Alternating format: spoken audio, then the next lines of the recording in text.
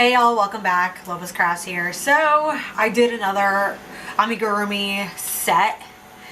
This one's a little better than my other one, so I'm kind of proud of this one, although it's super kind of like cute and scary looking at the same time. But I attempted a Schnauzer puppy and I just couldn't get enough of him. This is for a friend, so this is going to be for her son. The set came with like a ball, so we did a little red ball. A bed, so I did do kind of like a, like one of those little round shape beds with a little cushion, and then a water bowl and a food bowl for the set. It did have a bone in the what looked like the set, but I figured let's back off of it. This is actually smaller in scale than I originally wanted.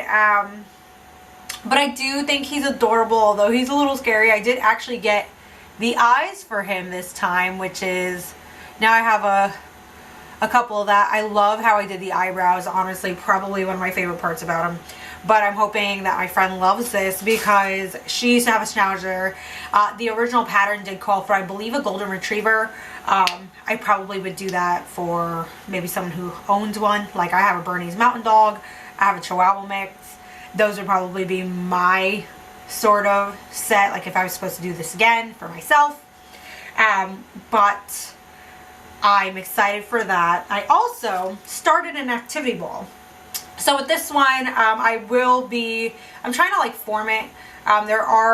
These are made out of just granny squares. I did realize, since this is kind of like a, how do you say, a tester ball, kind of seeing how and what to do with it. This is made all out of scrap yarn. This is just from whatever I had left. I do think that the solids work better than the just regular grannies because you do have those openings. I will be finding something to attach to these as an activity ball for a baby. But I'm loving this. I definitely will be making one of these again very soon. This is probably another one of my things where I'm just so happy. I love that pattern, by the way. This is, again, all made out of scrap yarn.